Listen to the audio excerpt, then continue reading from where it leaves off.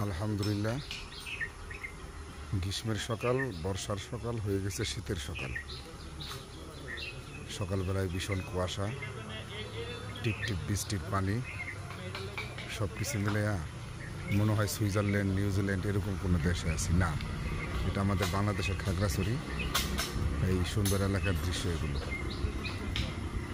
তো দেখেন বৃষ্টি যে হয়েছে, কেমন একটা পরিস্থিতি। আমি তো দিলাম, এখন আপনাদের কাছে কেমন লাগলো জানাবেন। এরকম সুন্দর হলে আমি আরও সুন্দর সুন্দর এরকম ভিডিও দিব, যদি আপনাদের ভালো লাগে তাহলে। ধন্যবাদ।